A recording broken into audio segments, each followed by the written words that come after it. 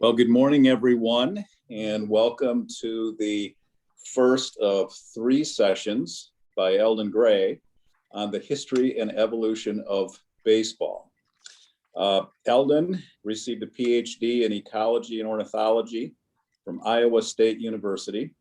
He was a member of the biology faculty at Hope College for a number of years, teaching various courses, including ecology and ornithology. He left the college in 1988 to launch Birders World, a magazine for bird watchers.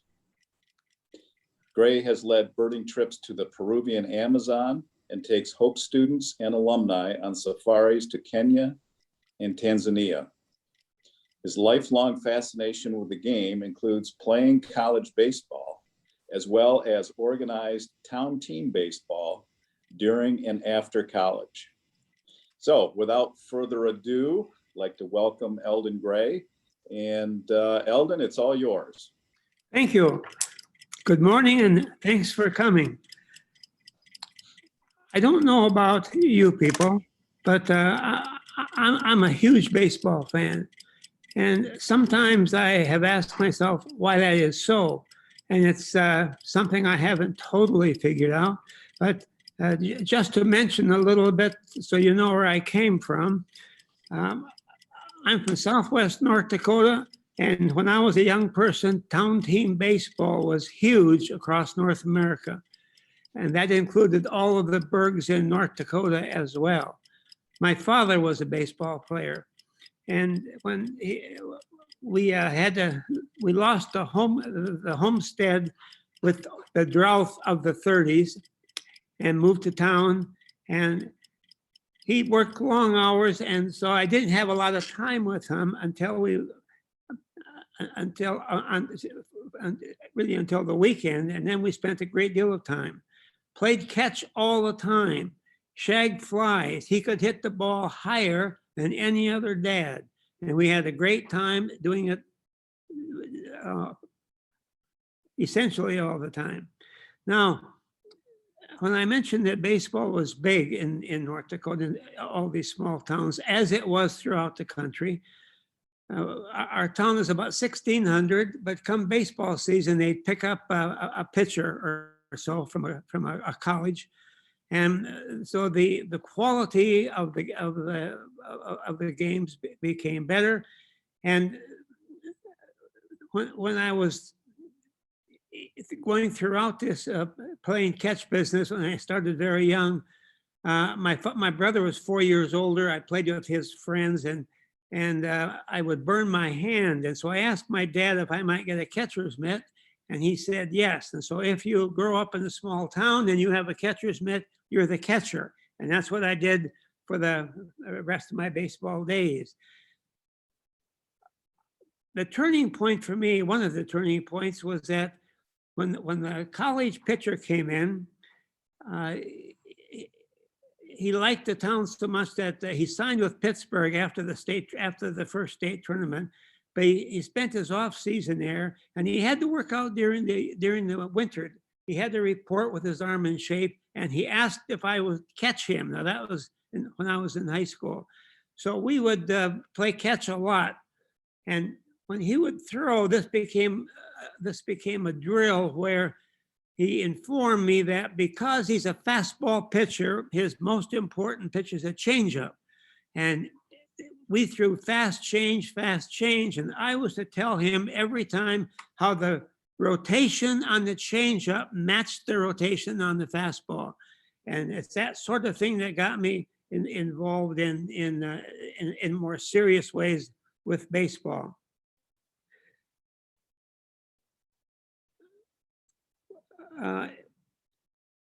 Just a couple of words about these sessions. I'm going to talk about early baseball today, and then we're going to look at some major league stuff next time. We also want to talk about black baseball. You're probably aware that the Major League Baseball is now going to try to assess the various statistics of black athletes from the old Negro leagues. And they think they have about 75% access to that much of those games. They're still working on it. So with this sort of a renewed emphasis, I want to talk some about that. And then I want to look with a great deal of time, I think, on pitching and hitting, timing, and look at where baseball seems to be going. And I'd like now to just ask you to think about this for a moment. Baseball's changing, and everybody knows that. We're all aware that it has become a premium now for athletes to be able to have power. And if you look at the analytics, it will show that when you analyze the computer studies, the current pattern of swinging for the fences, going for home runs, proves to be the best strategy against what we used to call small time ball, where you did things like bunt and hit and run, as they did in the Deadball Era. And the other thing that's, and that might go back, there are ways that they can adjust things and try and manipulate a little bit. But the people in baseball are now looking to try to make it more exciting. They think it's too long and too slow. And with this comes a pattern of much faster pitching. And in my mind now, baseball is going to be facing some difficulty. Not too many years ago, there were 8 guys in the majors that could throw 100 or more. And the last I knew, there were 34. And you recognize Aroldis Chapman as the guy who throws the hardest. He's officially at 105.1. And he did that against Tony Gwynn. It was a net bat with 5 pitches over 100, and he finally struck him out. Now, what's interesting is that when Gwynn left the batter's box, they got back in the dugout, he mentioned that he didn't see that 105 pitch until it was past him. Now, he may have been choking a little, but the point is that's sort of the way it's going to be. Trying to set up on fastballs like that is very difficult. The human body is not designed to throw that hard. And when you look at the transmission of neurons, of impulses with the optic system and in the brain, there is just so much that you can do. And we're sort of right at the edge of that. So I do not think that's going to, there's not a lot of room out in front of it. The people who study pitchers believe that we are sort of at the peak of what the body can handle on throwing. 105 will not be held by a whole bunch of pitchers for a long period of time. Because along with this throwing of the fastballs, the increasing rate of it, you have an epidemic of Tommy John surgery, the collateral ulnar ligament tears. People have studied that. Just for one way was looking at that ligament and taken from a body and put weights on it and try and get the strength that it can support. And they're really at about the limit of the force that the arm is doing right now. So it's something that will be interesting to watch in the future. I'd be interested in your thoughts. I'm curious as to how all of you got involved in baseball. You can share that when we have a break, and any questions you have. So if we go, this would be my father. This is the person who got me started at a 27 Chevy. The town he played with in that picture in 1927 no longer exists. In those days, even the smallest places had teams, and even though they didn't persist very long. Yeah, the man. We'll talk about him. So the origin of baseball, I think if you had a situation where children were playing with sticks and balls, given enough time, you'd have baseball. They would learn to throw and to catch it and pass it on. Adults would continue it. This has been going on for a long time. The oldest I know is in the Egyptians, where they had their batting the ball game. Now, if it didn't evolve on its own, like I'm talking about here, then somebody might have invented it. And if you're a baseball fan and I asked who invented baseball, you either would say Abner Doubleday or you would say, I don't know. But nobody comes up with any other names. And for a long time, you may know that Doubleday was given the credit of designing, inventing baseball, but he really didn't. And we'll look at how that developed. We were playing games in our country very early that were brought over from immigrants. And the most simple bat and ball game was 1, 2, 3, 4 cat. Now, when I was a kid, we didn't have enough guys to have a team when we were just on the playground. And what we would do is play a game called workup. That's what we called it. So you have a pitcher and the batter and the catcher, and the pitcher throws, the guy hits it, he has to run to a tree and back. The fielders have to throw the ball to the catcher on the plate, and to get him, then you rotate. If this is a very similar game to what they play here. The version of 1, 2, 3, or 4 depends on how many players you have. And if you have 4 players, then you really have a full team. And there's another game that they played there called Rounders, which is very much like 4 cat. Rounders, I think, is much like slow pitch softball.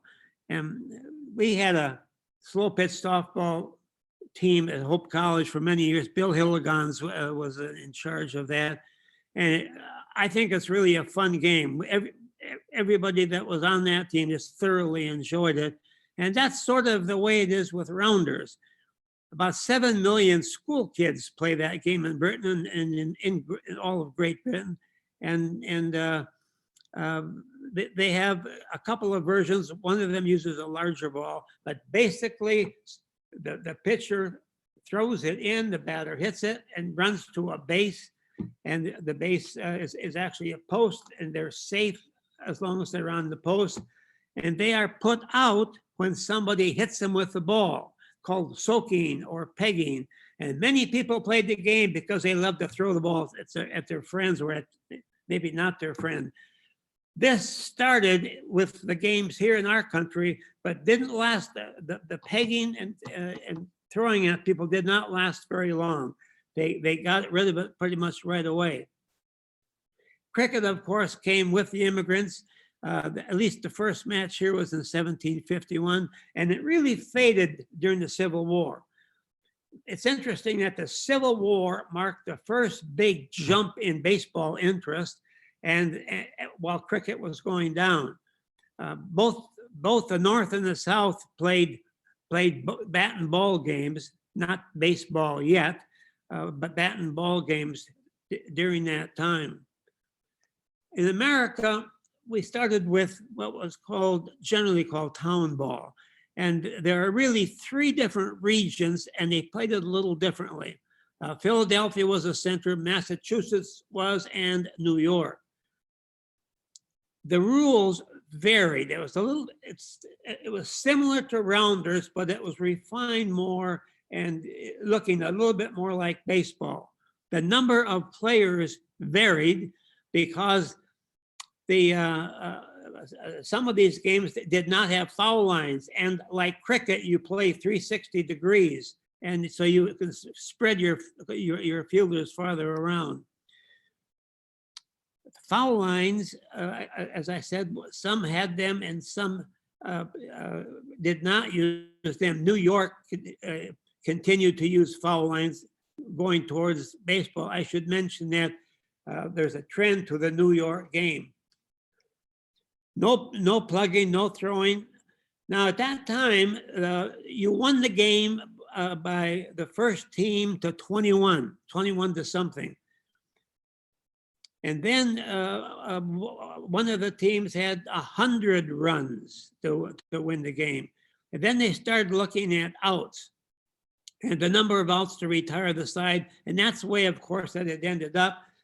New York rule says 3 outs, a side is out. In Massachusetts, it was 1 out and you retired the whole side. And Philadelphia played more like cricket. All 9 players batted, and then you went into the field and you took turns in that way. Ty Cobb. You know that Ty Cobb was very aggressive. He was not the most liked ball player. He did sharpen his spikes with a file. I saw a photo where he was sliding in. He was in the air, and his feet were going to go into the legs, the thighs of the third baseman. And that's just the way he played. He would say to them, "You got to leave me space to get in, or I will cut you." So the baseball that we're going to talk about was invented in America, or it was a modified rounders game from Great Britain. And the 2 key people here would be Spalding. A.J. Spalding was perhaps the best pitcher during the 70s and 80s, left-handed, and Chadwick immigrated and was a writer. He wrote sports columns in the paper. He was a huge fan, and he was, in my mind, incredibly important to the development of the game here. He is in the Hall of Fame. He has a plaque for his accomplishments.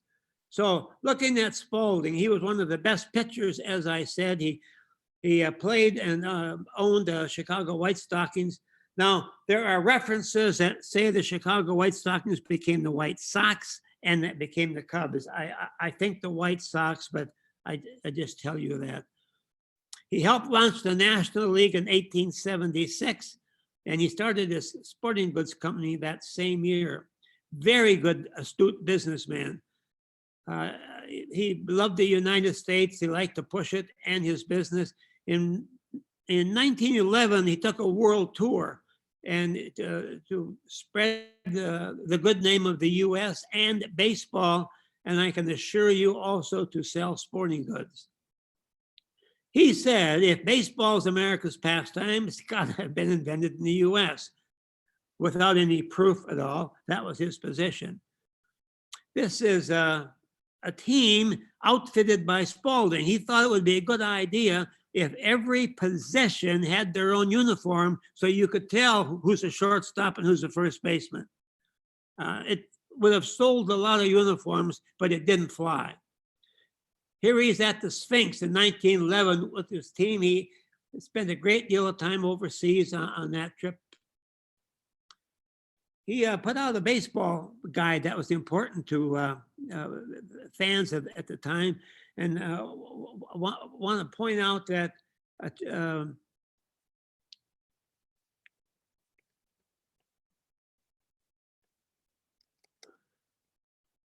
sorry.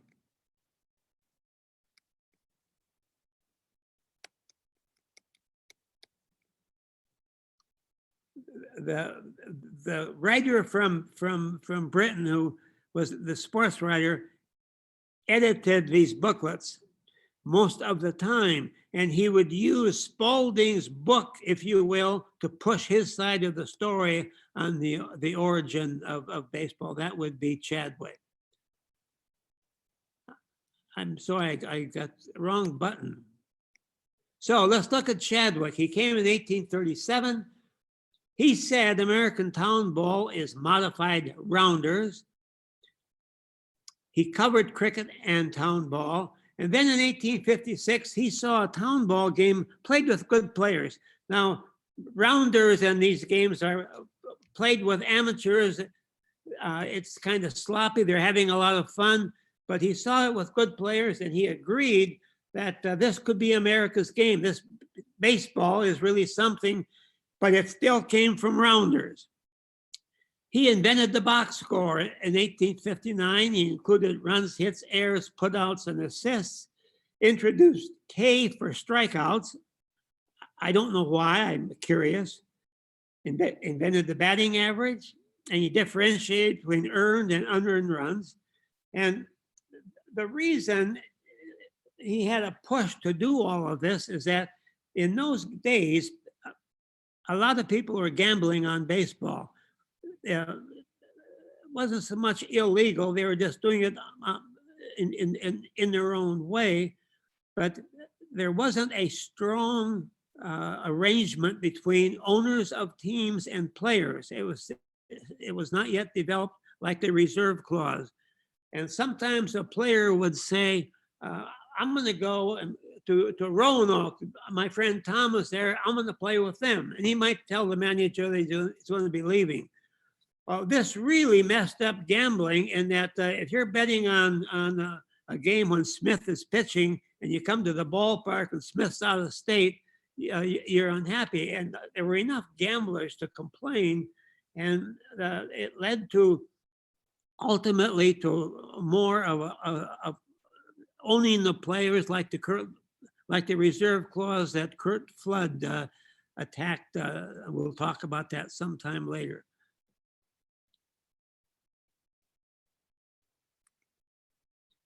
That's Chadwick. Now, these guys couldn't really agree, and really there are the two spokesmen on this argument, and so they decided to have a commission look into it. Spalding suggested it and talked the Brit into doing it. They first looked at people who were for Spalding's decision, and then after they had worked for a while, they stopped it because it was obviously stacked, and they named A.G. Mills, who's the former National League president. He was in charge with 6 experienced baseball people. They commissioned the study in 2005. It was due in 2008. And in December of 2007, on 31st, they got a letter from Abner Graves. Now, he is a mining engineer in Colorado, and he came back to the East Coast to write this letter. And in it, he said he was a friend of Doubleday's, that he knows him, he went to school with him, and he was with him in 1939. It was in June of 1939 when Doubleday showed him a diagram of a baseball field. And he also had a raggedy old baseball. And this was the basis for the fact that Doubleday invented the game. Nobody called on this Abner Graves, who wrote the letter. Nor did they write to him, visit him. They just took that letter for what it was. Now, nobody really knows why Abner Graves did this, but he really made up a story. In 1939, Graves was 5 years old. Doubleday was 20. And at that date, Doubleday was a student at West Point. And the commission, anyway, ruled that Doubleday invented baseball because that's what the leaders wanted it to say. Turns out that Doubleday was a military hero and has a statue at Gettysburg. This is Abner Graves. This is a guy that wrote the letter, said he's a friend of Doubleday, and that he invented baseball. Would you buy a used car from him? Not long after that, he killed his wife and then spent the rest of his life in an asylum. So all of this, and Doubleday, as I mentioned, was a true hero, nothing to do with baseball, but he has a plaque there because after he died, his kids pushed it really hard and they managed to give him a plaque. He became president of the Theosophical Society. It's an Eastern kind of a religion group. And somehow it seems to me that his getting into the Hall of Fame and credited with baseball is tied into this society. There's a lot of money there for one thing. Both sides of at the Civil War were playing baseball.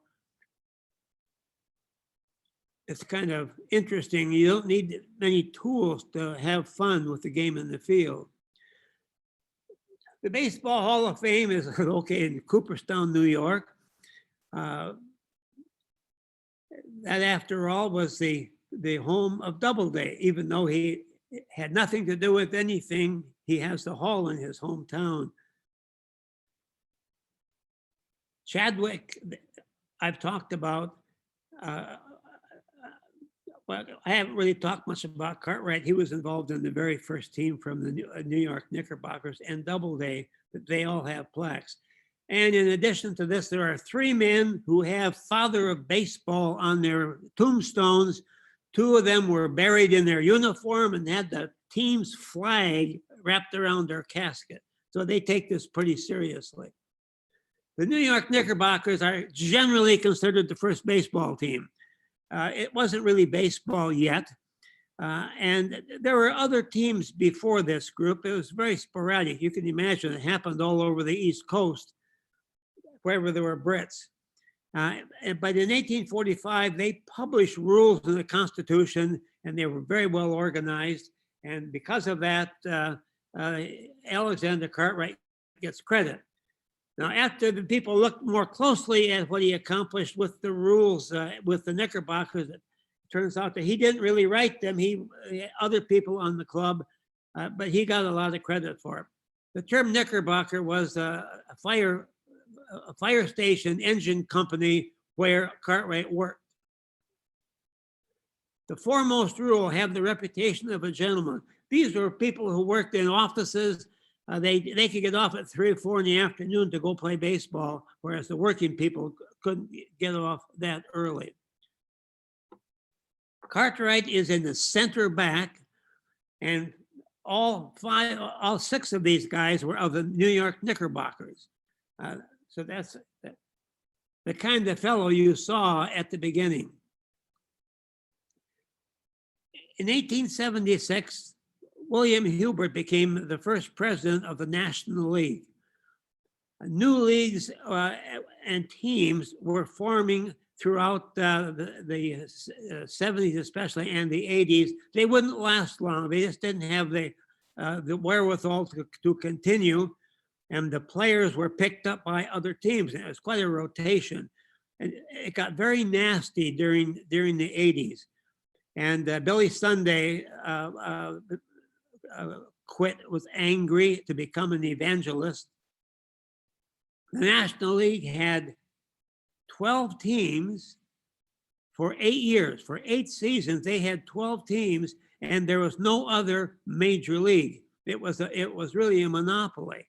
And finally, what happened is when the Western League, a minor league, that was closing, people knew it was closing in the late 1800s, and a man named Van Johnson bought it and started buying players and then forming teams, and then tried to go head to head with the National League, and he was successful. And the National League finally agreed to tolerate these other teams. They literally did not want to. They wanted to continue that monopoly. It was very cutthroat.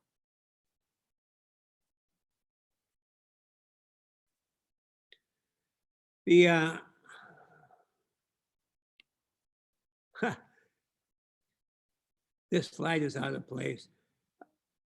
It got messed up last night, and we slipped it in this morning. I'll just tell you, this is just a part of a timeline. In 1867, in 1857, players got together, teams got together and talked about baseball and rules. And those teams it was the National Association of Baseball Players in those years. 1867, they made it a professional group. And so this is when the National Association of Professional Baseball Players met, and one of the resolutions was to bar colored players. It turns out that there were blacks playing in the 1800s right up until 1900, and then they had to quit. We'll talk about that on another time. Candy Cummings threw the first curveball, they think. Some people will argue this. After all, if you think about when you played baseball, everybody warming up would try and throw a curveball. So there's no doubt that there are curveballs being thrown for a long time. It was a flat curve. He threw it sidearm. Cincinnati had the first professional team in 1869. The owner went out and just bought the best players, and they didn't lose for a season, and then they folded. And that manager ended up going to Boston and starting a new professional team. Goldsmith is another guy who had a curve. Goldsberg was demonstrating his curveball to a bunch of people and writers. If you think about it, in the 1940s, Life magazine did the thing on the curveball, is it real or not? Well, back then, people could not understand it at all. And they just couldn't believe a ball could curve after it leaves your hand. So Goldsmith put up 3 posts, and he stood and threw a curveball. Again, it was a sidearm pitch. He threw it in front of the post on the right. It went past it, and then it went around the middle post and came back to the left of the other post again. So it made a loop between 3 posts, and it was pretty dramatic.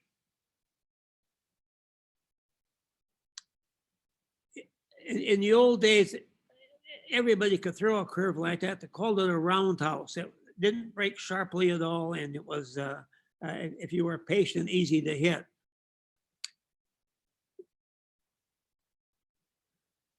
From 1871 to 75, the National Association sponsored a league, and that fizzled in 75, and that led to the National League, was started in 1876. Gloves were first used in the 70s and 80s.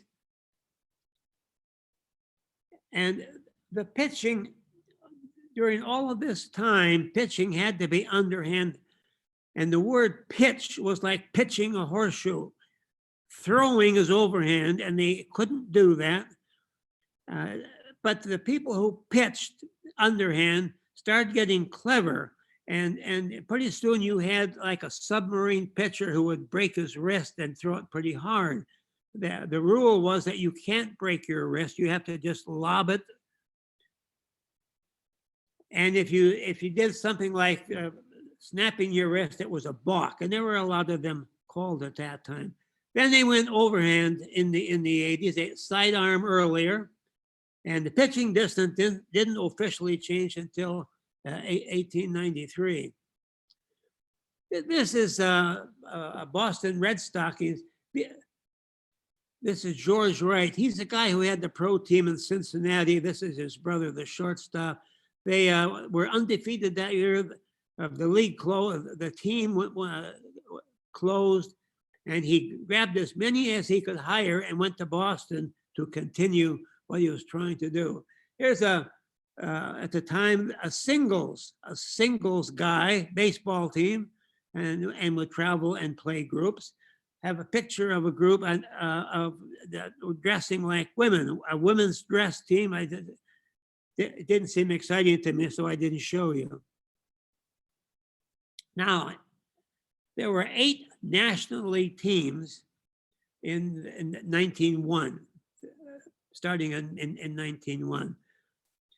And they were the Boston Bean Eaters, that became the Boston Braves, and then Milwaukee, and now Atlanta. The Brooklyn Superbas became the Dodgers.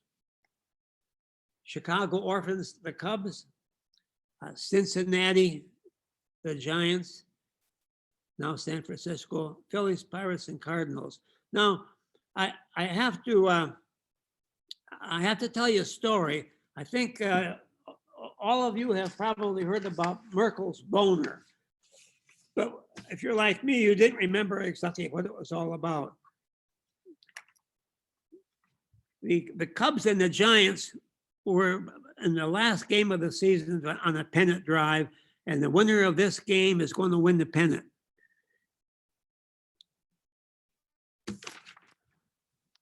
And this was in 1908, September of 1908. The first baseman was injured and couldn't play, so they put Fred Merkle, shown here, at first base. He's 19 years old. Now, I'll try to do this kind of quickly so you can pick up what's going on. It's the bottom of the ninth, 1-1, 2 outs, and 2 are on. Moose McCormick is on third, Merkle's on first. Shortstop Birdwell at bat. He hits a single. Moose lumbered home to win the game. But wait, when that happened, the fans just spilled out on the field, and they charged from the outfield and from the edge of the infield, and it became really congested and wild. They were doing that while Merkle was still running to second base. As he's getting caught up in the crowd, he decides that the safest thing for him would be to get out of there. So he went to the clubhouse. He did not go to second base, went to the clubhouse. Johnny Evers of the Cubs saw it. And Joe McGinnity, who was one of the coaches for the Giants, saw what Evers was trying to do. Evers was trying to get the ball, and McGinnity found out where it was, found it, picked it up, and threw it into the stands. Now, a fellow with a brown derby catches the ball, and he's leaving the stadium going home. The Cubs figure out that he's got it, and so 2 guys chase him. They literally knock him down out on the way to the car and tossed it to Joe Turkin, who relayed it to Johnny Evers at second. Evers jumped up and down to get the umpire's attention, and both teams claimed victory. The president of the league, Harry Pulliam, took a week to decide who won that game. He finally decided that the Giants could not have that run, so it was a tie, and that if it was essential, if necessary, they're going to replay it at the end of the season, and they did. And my favorite, Christy Mathewson, threw for the Giants, but they lost the game and they lost the pennant. There were so many crazy things that happened. They say now it was believed that the pressure on Pulliam, the league president, was so great that it was likely responsible for his subsequent suicide. Now that's serious. Here at the American League, the Orioles went bankrupt. Highlanders and the Yankees, Boston, Chicago, Cleveland, Detroit has been there ever since. The Brewers have moved to the Browns and then back to the Orioles. And that's how they are now. Here's an interesting interesting shot. I like it. Pepper Martin is the guy being forced or stealing. And you can see, it's interesting how both hands are there to catch the ball. The gloves are really small in those days, and you almost had to have 2 gloves. If you remember, use 2 hands was very big. And now when you look at the gloves, it turns out that they're like baskets, and everybody does one-hand catches. So this led to the Deadball Era of the first 2 decades of the 20th century.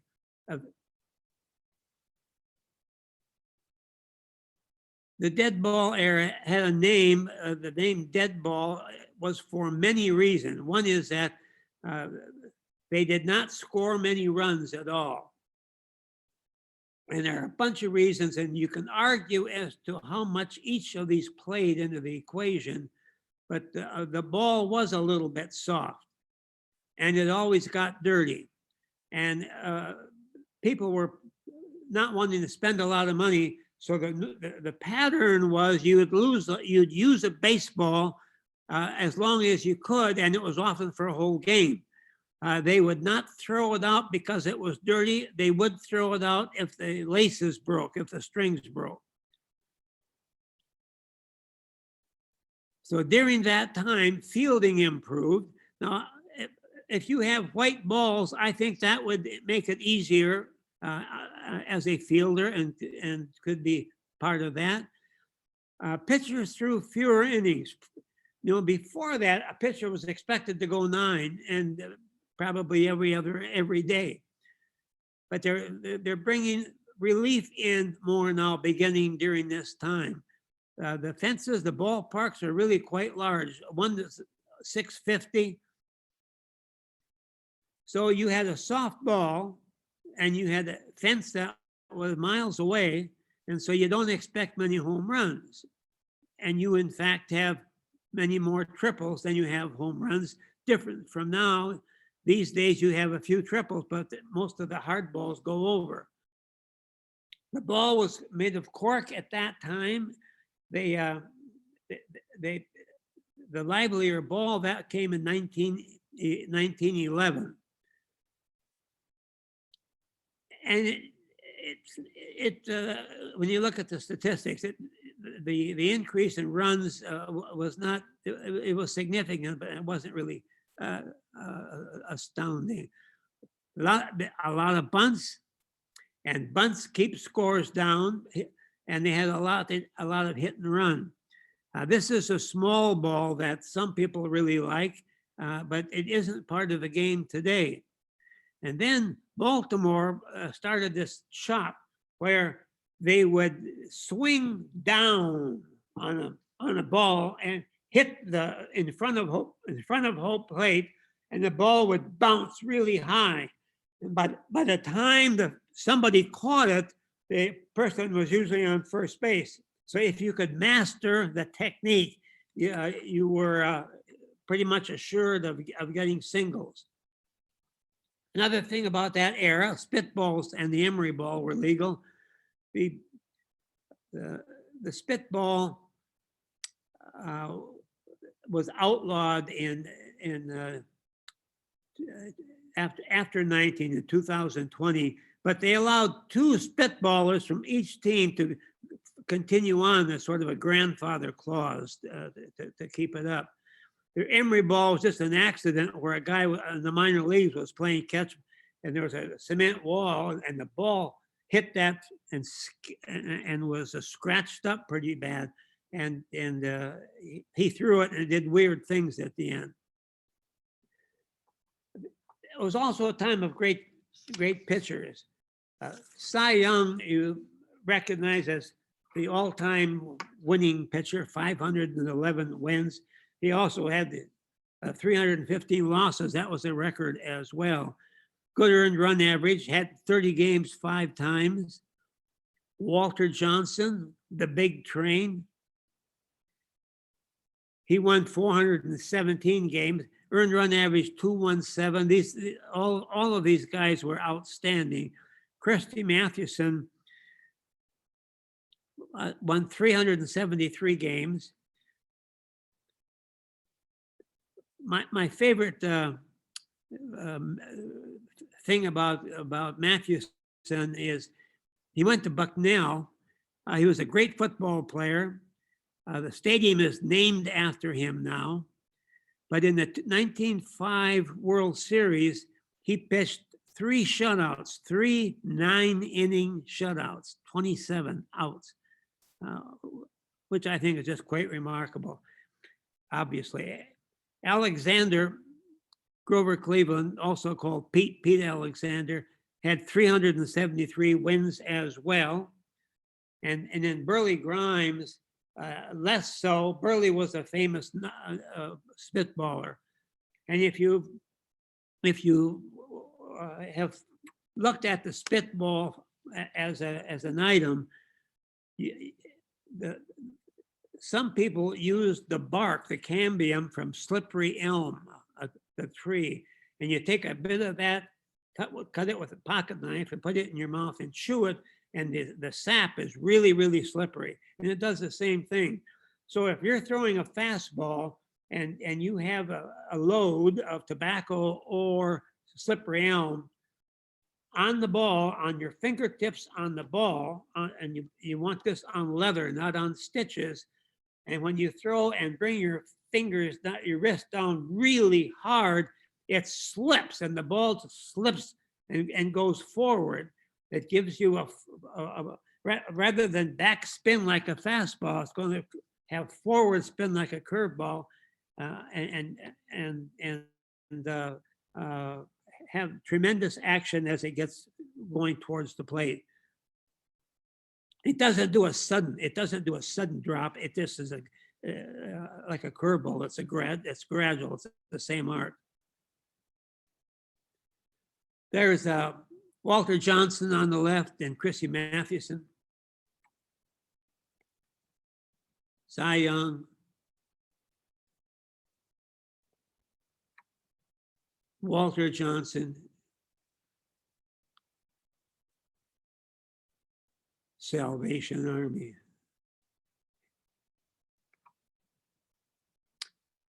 Shoeless Joe Jackson. Ty Cobb was asked, who's the greatest hitter you know? And he says, Shoeless Joe. And he was involved in the Black Sox scandal of 1919. It's an interesting, a lot has been written about that. In my mind, clearly there was money involved. The courts did not convict them. Kennesaw Mountain Landis investigated this in the next year and banned 8 of them for life. Shoeless Joe did some things right afterwards, before when it was being planned, trying to get out of it. I think it's an interesting story. He wasn't as quick as he might have been, and maybe taken advantage of a little bit. I don't know. He had a great series for throwing the games. He really hit well. Then the last 2 things here about the Deadball Era. In 1919, Ray Chapman was hit by Carl Mays. And it was one of the factors that caused the Major League Baseball to reevaluate that dirty ball.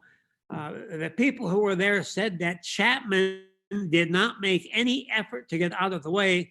They don't think he saw it. At least he couldn't get out of the way, and it hit him and bounced back to the pitcher. So it hit him just dead on the temple, but just hit him, not a glancing blow, but really heavy. He collapsed and died the next day. And then finally, there's Babe Ruth. If you get into an argument, a contest about who the best players are, most people will vote for Ruth as the best baseball player, both because he was this great hitter, but because he was also a very good pitcher. His winning percentage, about 661, I think, is in line with some of the Hall of Fame pitchers. And many people think he would have made the Hall as a pitcher. But look at this, when he hit 29 in 19, which seems small for the Bay, but this was a record at the time. No one had hit that many. And then the average went with it. And then in 20, the same thing, and then 21, and then and continued. And Babe Ruth, as you know, picked up 80,000, not very long after that. And people noticed that. In fact, many of the players were very appreciative of the fact that the Babe was having such good luck, because he's bringing up the salaries of all of them. During that time, of those 20 years, 13 times the home run leader hit less than 10 to be the leader of the major league leader. And 4 times they had 20 or more. Frank Baker, you might remember Home Run Baker. He got that nickname when he hit 2 home runs in the World Series. He never hit more than 12, but home runs were so infrequent that that's what happened. There's the Babe and Lou Gehrig.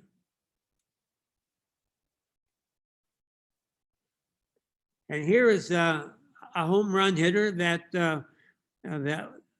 we may read about in the near future. This is Josh Gibson, playing for the Homestead Grays. He is rumored to have hit maybe 800 home runs. That's not documented yet, but he hit huge home runs, a lot of them.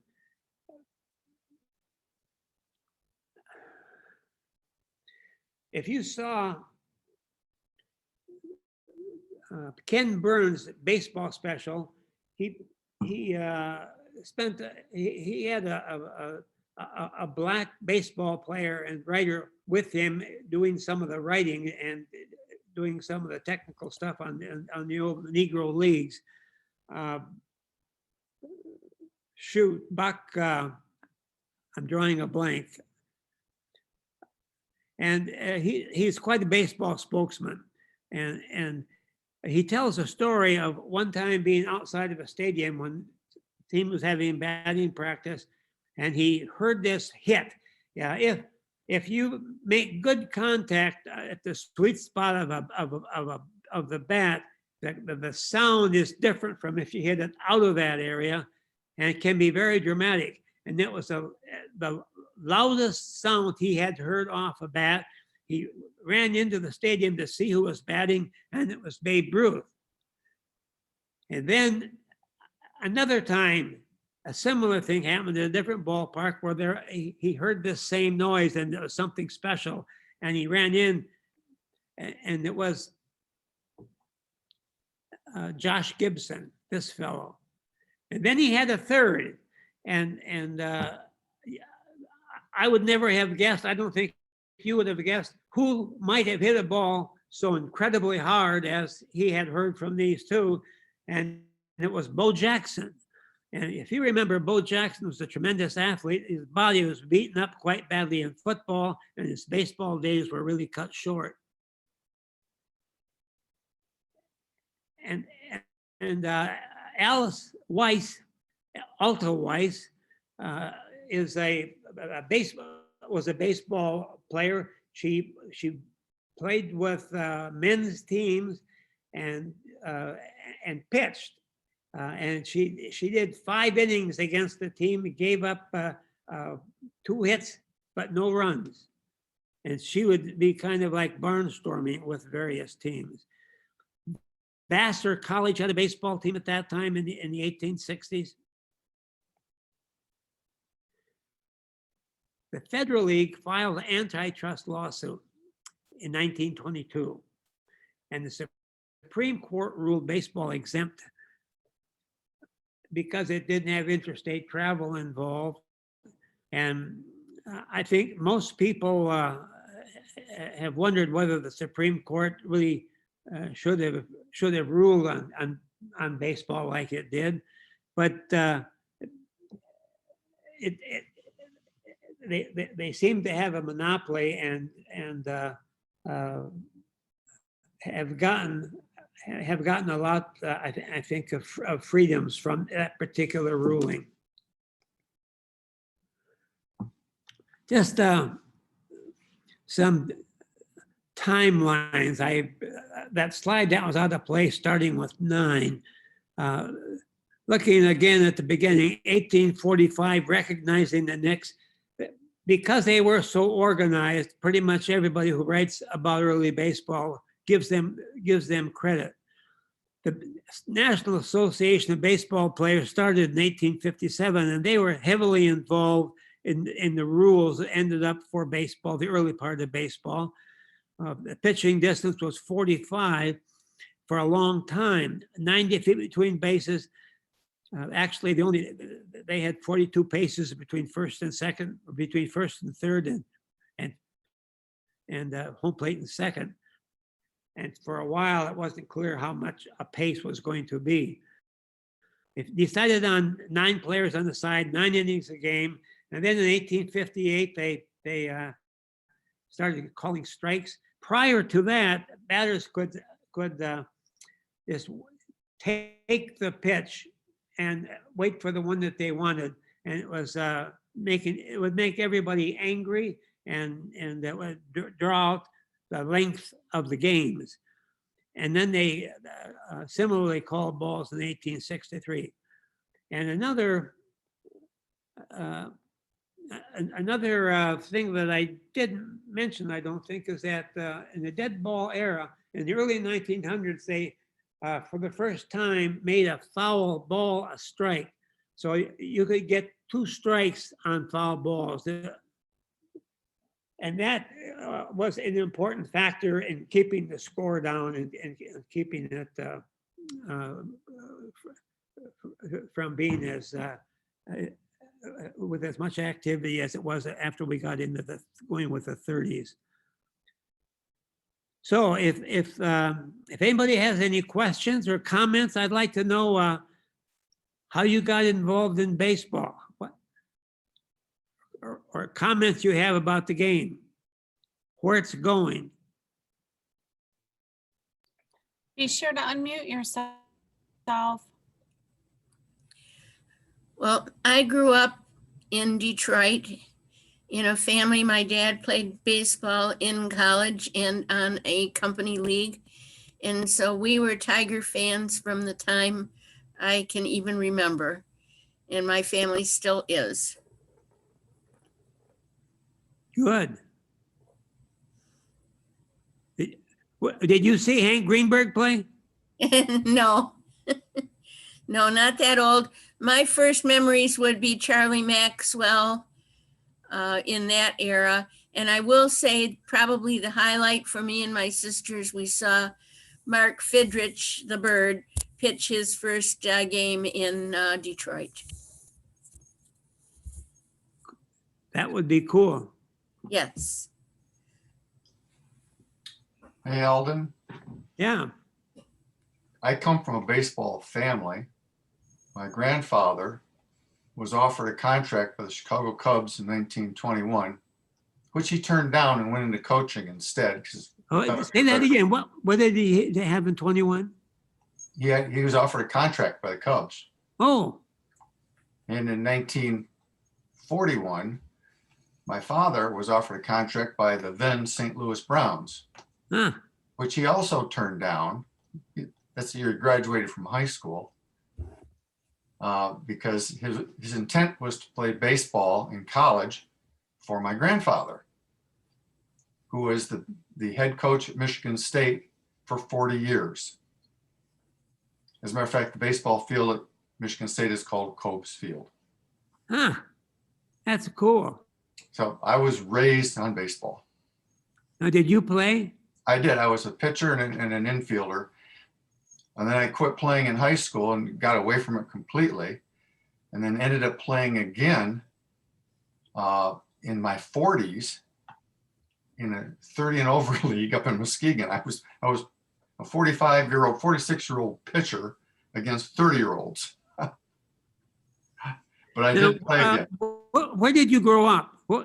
Well, I grew up in Hazlitt, which is just east of East Lansing. Okay. And then moved to Iowa when I was 15 years old. And that's when I just quit playing baseball. Well, were there town teams in those areas at that time? Yes, there were. You know, Bud Grant, who was with the Minnesota Vikings, a great athlete at Minnesota, and he played pro basketball with the Lakers when Mikan was there. And he says that his most fun in sports was town team baseball, and that he made more money playing town team baseball than with the professional Lakers. When I came to Hope in 1962, it was the first place in Holland and Hope, first place I'd been, it didn't have a baseball team. I couldn't believe it.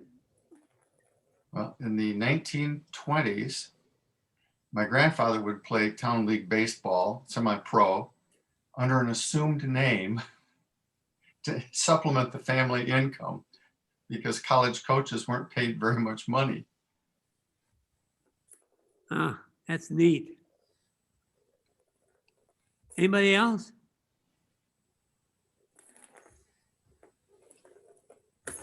Elton, my father played in one of those town team baseball leagues in North Dakota, and I still have that ball signed by everybody on the team. I have no idea the name of the team, but he did mention they traveled and they play other teams. So he was part of that. But I do have that ball. What year was that about? 1930, right before the Depression. Okay, and do you know what town? I think he played, I don't know what team he played for, but it was up in North Dakota. He used to say that only the pitcher and the catcher got paid. You'd pay the pitcher maybe $15 and the catcher $5 or $10, but everybody else played for the fun of it. Yeah, it's just hard to believe. I have an article about every speck on the road has a team. It's interesting that baseball requires relatively little equipment. If you can obviously spend more. I just priced the new Wilson A2000 glove for $368, I think. But it's, typically it's, and you don't need, you can play on a pasture, and that's why everybody in the country played. And after the Civil War, these soldiers went home with baseball with them or the passion for it. And it just spread. It's just hard to, when I was growing up, we had some of the black barnstorming team, the Havana Cuban Giants. Now that was the Havana Cuban Giants were a phenomenal team, but this was it was different years. But on this particular occasion, they were from New York, and they'd come in their bus and they'd stop. We're on the highway, and they would stop in every town. They had an advance person schedule a game, and people would come. They would usually win, but they would usually let you score some runs.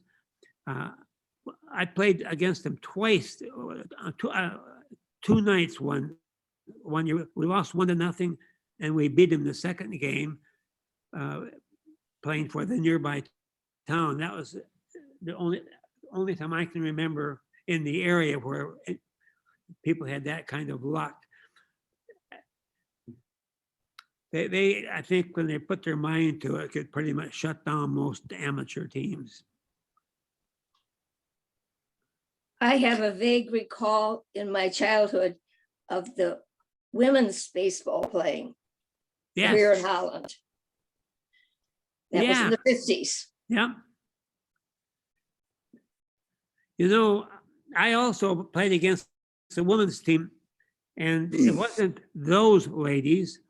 This was a team of like college age women, and it was the same thing.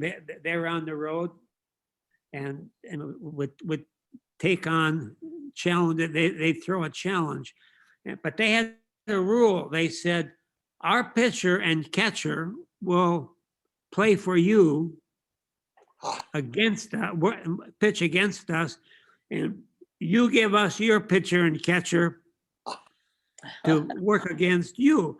And if you give us a good pitcher, we'll beat you. That was their thing. And so I obviously played with the women and as a catcher.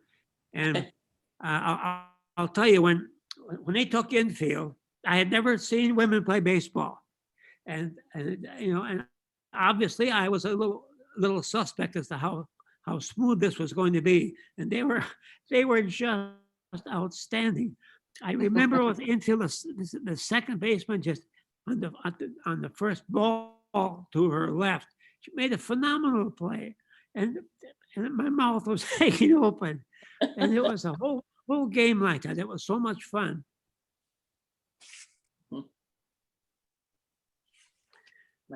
How do I? Eldon, picking up on your comment about playing out in fields and so forth. I mean, for so many of us, and I grew up in the late 50s and 60s, where everybody played. After you got home from school, you went out into your front yard or your backyard or the ballpark. If you're lucky enough to have one, you really didn't need one. You just needed a field. Yeah. And you would simply, and it only took two people to play, one to hit and one to catch. Yeah. And you'd make games out of, hitting the ball and getting them out, or you'd roll the ball in and hit the bat and try to catch the ball as it after it hit the bat and you're out. I mean, just all the games we played, and I think we've lost a great deal of that in terms of just every kid in the block playing, and just that was their pastime. Getting back to America's pastime, and it led to such an appreciation and an overall ownership of baseball that I don't think we see in the same way as we did then. I coached kids some for some years, and one of the things I noticed is that when you play games, you have some people, right fielder, for example, who might not see the ball. And what we used to do, a friend and I were coaching together, is we would set up game conditions. So we had people in every position, and then batters lined up. And so you hit, like a ball game, you ran it out, and everybody rotated. So everybody did everything equal number of times. And if you just have a ball game, you have some people who really don't get to play very much, or they don't get to experiment with different positions because they don't want. You have to be careful. You put a shortstop, for example. Let me just make a comment. We're going to look at the Negro leagues and some on major leagues. I'm not going to just talk about the major leagues, all the changes in the leagues. We now have 30. We had 8 each to start. But I want to look at pitching and hitting and the timing. And if you break down the time it takes to see a pitch and get it registered in your brain, and you know how long it takes you typically to swing the bat, like 150 milliseconds, and you start adding these pieces, and the ball's going to get there in, say, 400 milliseconds. And finally you say, my gosh, there isn't enough time. It's impossible to bat, impossible to hit those balls. We'll look at that. And this thing about the speed, I'm surprised we haven't had a major accident with these people throwing 100 and something. It's very hard to get out of the way, and the trend is it's going to increase. The number of pitchers throwing that fast. One of the guys, a physiologist who studies pitching, baseball, but he works with pitchers a lot. What he would like to do is have a way for people not to be able to throw more than 92, maybe 93. But try to cut out the upper 90s. I don't know how to s- Obviously, you can't tell. I don't think you can tell a pitcher, don't give it your best shot and just ease up a little bit. That's sort of against everything you learn about playing ball. Hey, But I Alden, think it's going to be a problem. Alden, Yeah. there are some things that came into the chat that I just noticed. You have a couple people with their hands up. If you could answer a question from Joyce Lumen and Wes Keel. Joyce and Wes, can you unmute yourself? It looks like you have a question. And then I think Tom Aronsource has a question. So let's start Okay. with Joyce and Wes. I'm trying. Awesome. Shoot. We Yeah. can hear you. Oh, you can hear me? Yeah. Man.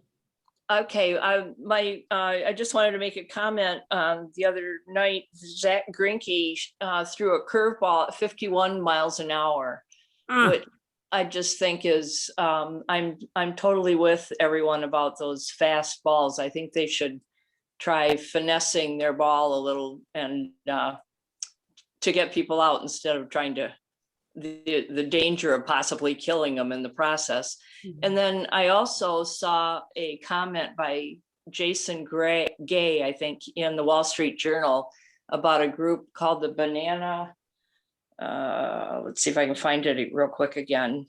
Where they had it's called Banana Ball, practiced by the Savannah Bananas, an eccentric baseball ball outfit in Georgia City. And they have some interesting rules, such as no batter can step out of the batter's box, no visit to the mound. They're trying to shorten the game. Yeah, yes. Every inning counts, no walks. If you get 4 balls, you start running, no bunting. If a fan catches a foul ball, it's an out. I just thought it was kind of I don't agree with all of them, but it was an That's interesting. cool. I never thought of that. That's Let me comment. I want to comment to what you said early. You people might remember Frank Tanana from Detroit. Frank Tanana, hard throwing left-hander. Tanana came into the league kind of cocky. Hey, our daughter is a missionary they were in Detroit, and they go to Nana's church, and so I got to play some games with him. Really a nice guy. But what happened is he came into the league and he was kind of a bully. I mean, a bull, big and strong, and he won in the American League. He led in strikeouts one year. He was very good and very fast, and then he hurt his arm, and so he rehabbed and came back as a finesse pitcher that you're talking about. He had a huge win for Detroit in one of the playoffs to go to the World Series one year. I think he 1-0 or 2-0 or something. Hey, Wes, how are you? I'm doing well. Good to see you. Alden, I have a comment. Suzanne Schultz just was reminiscing, remembering many a hot summer afternoon in the 50s and 60s, listening to the Tigers play by play on the radio, how the announcers brought the game to life. Eldon? Yeah. Eldon, this is Tom Arnshorst. You were asking about personal stories, and I've loved baseball and baseball history all my life. When I was 6 years old, my family moved to Scott Air Force Base just east of St. Louis, and it was hotter than blazes there. We were able to play pickup baseball in the late afternoon, early morning, but I listened to a whole lot of baseball on the radio with Harry Carey and Buddy Blattner, and then later Jack Buck. And my 7th birthday present was to get to go to Stan Musial's restaurant and the man. And I was never a really good player, so I ended up dropping out of baseball in high school. But then in college, and later played softball and did a lot of youth coaching and really enjoyed that. When I turned 40, my wife sent me to Randy Hundley's fantasy baseball camp, and it had a bunch of Cardinal players there. I got to meet Bob Gibson and Kurt Flood, and got to catch a knuckleball off White Wilhelm, and met Carl Hubble. He was there in a wheelchair. That was just a lot of great experience. Carl Hubble. Yeah. Struck out in the All-Star game. Babe Ruth, Lou Gehrig, Joe Cronin, Al Simmons, Al Bucket, yeah, yep. Cronin, and in a row. Jimmy Fox. Yeah. What a Good memory. He's doing all right. That was fun. Tom? I wanted to go to one of those camps. It was Tom? Yeah. It's that story that you just relayed. Sharon told my wife, Shay, way back. And so for my 40th birthday, I went to Detroit Tigers fantasy camp. Ah, cool. 3 times eventually. Yeah, well, you were a real player.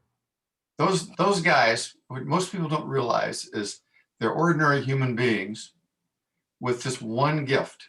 Yep. This athletic gift. But other than that, they're just like anybody else. Mm-hmm. And they'd be the first ones to tell you that too. Yep. I remember an experiment that people are doing with vision.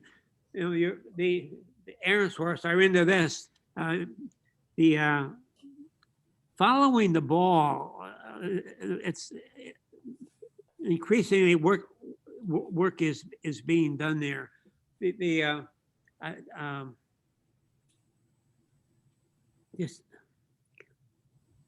I lost that thought. I got to try and find it. I know it. Colin being able to see the ball. Oh, yeah. Yeah, Yeah, how frustrating.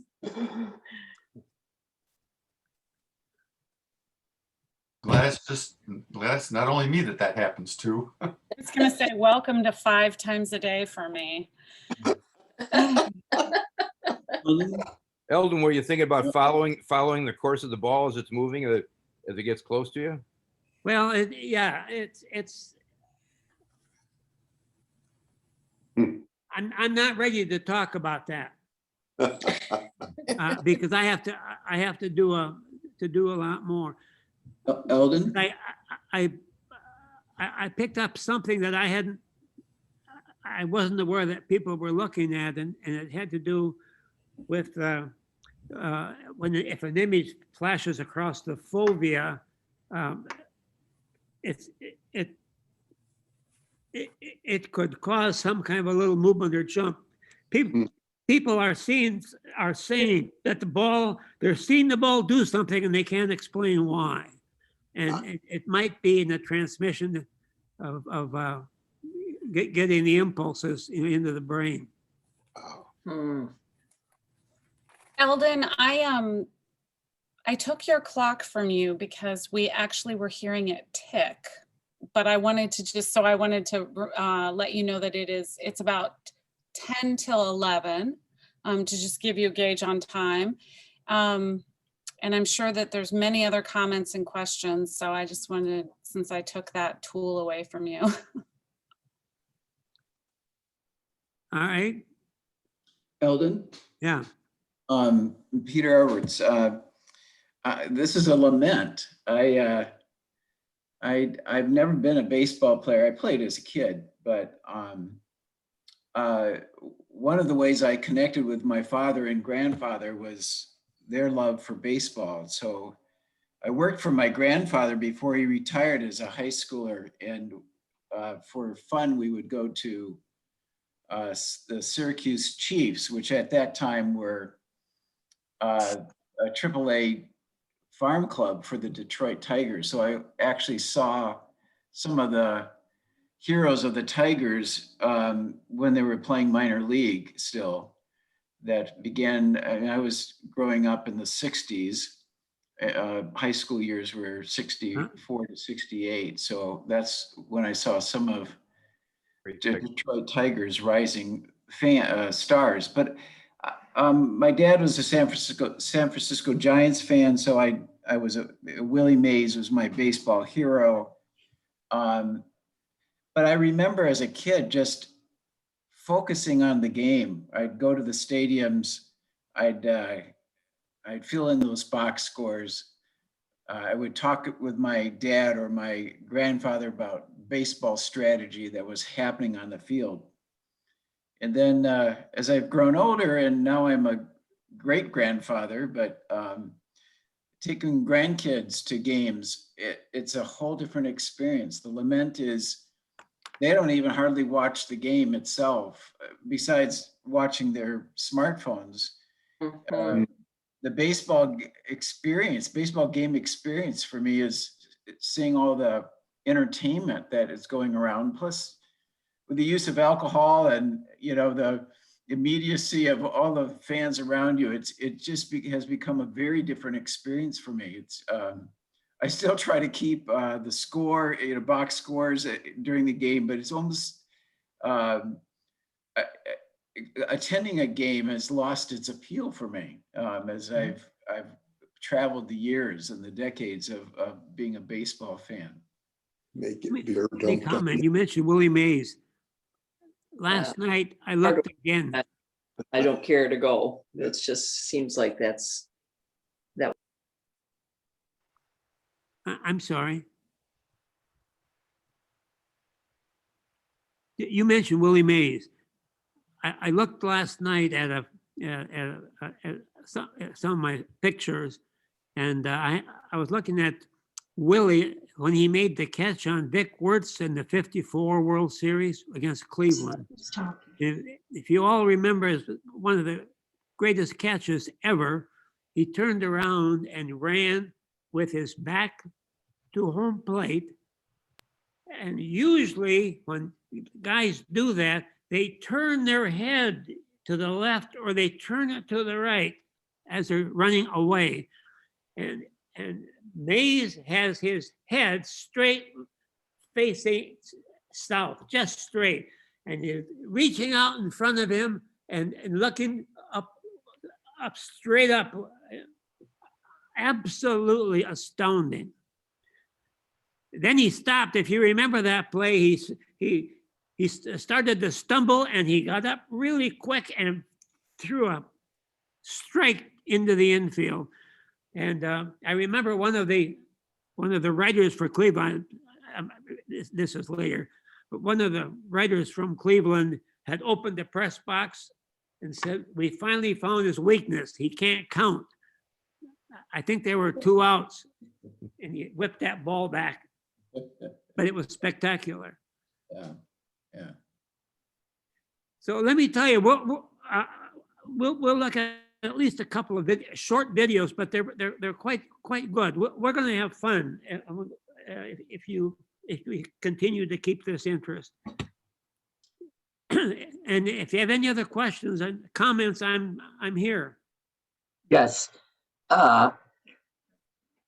live in Saugatuck, and in Douglas, they have a team that plays in a traveling league, playing old-fashioned baseball, where you're out if you could catch a ball on a bounce and in the outfield and the player is out. It's great fun to watch. I don't know that they played last summer because of the virus, or if they'll be playing this year. But there are teams around Michigan that they go to and play, and they're great fun. And this brings back a lot of memories for me. I did not play baseball, but I love the game. And when I was 9 years old, we lived in a near western suburb of Chicago. And when it was, we could go take, my brother and I, who was a year younger than I am, we would take public transportation and go up to the ball game by ourselves. And it was 25 cents to get in on certain days. And that was the days that we would go occasionally.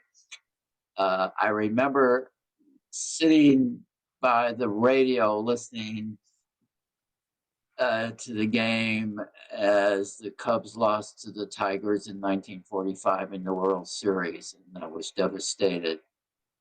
And I love the Cubs, but I also, my favorite player was Stan Musial, and we used to go and sit back at first base, and I just loved the way his stance was. It was just Yeah. an was- amazing stance. He was peeking around the corner. That Yeah. peekaboo stance. Yes. So That's cool. When I was in graduate school in Fargo Moorhead, they had a minor league team, and I would pay 50 cents for a box seat. And they were with the Yankees at the end. Roger Maris is from Fargo, and he'd from high school junior legion ball, he'd go to the field and take batting practice with the young pros. It was really, really cool. What killed minor league baseball, I believe, is television. People said, why should I go and watch these minor league kids when I can stay home and watch the major leaguers? Mhm. And so there used to be, AAA, AA, then B, C, D, and colleges have become like the Class A now. They don't have B or C anymore, or D. And the guys coming out of the good universities are just maybe 2 or 3 years away in some cases. I see that Mary has her hand up on her iPad, and since we're about to wrap, Mary, if you do want to talk, I see that you don't have your camera on, but you'd need to unmute yourself if you have a question or want to share a story.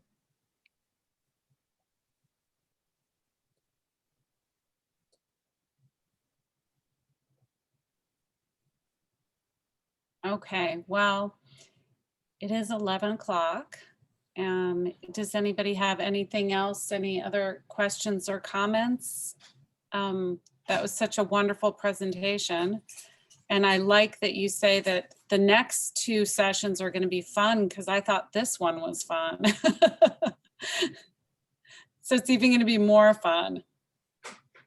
Wouldn't we all agree? Yeah. Thank you, Eldon. Thank you. Thank you. See you later. Say I'll give Eldon? I'll give you a question. Think about this. If you have 2 bats of equal size and you swing them with the same force and you hit a fastball or a curveball perfectly, which one will go the farthest? Fastball. Fastball. More energy.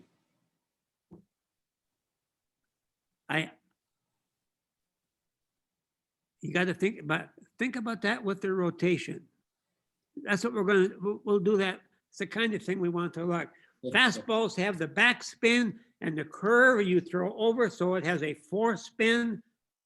And when you hit the home run shot at the right angle, you're going to add more to the same spin as the curveball. You accentuate, you add to what the curveball brings, and it's actually going to carry farther. Hard to believe. All right, drive carefully. Say, Eldon, Yeah, when you were at Iowa State, did you get a chance to meet Cap Tim, the baseball coach? say that again. Did you know Cap Tim, the baseball coach at Iowa State? No. Oh. Just curious. When I was in grad school in North Dakota State, I got to work with people there for a while and really enjoyed it. And one day I came out for practice, and the coach said, "I'd like you to pitch game conditions. We'll make this be a ball game." I'm a catcher, but I did pitch a little, but I started and I tore my fingernail. And the guy didn't have anything lined up for practice. I think he thought, well, we'll let Gray pitch and we'll have a game. And I felt so bad. That's my only experience with universities. Well, thank you. Thank you so much for an exciting class. And I will go ahead and excuse everyone and close it out. And Eldon, I'll be in just a moment. Okay. Bye, everyone. Have a great day.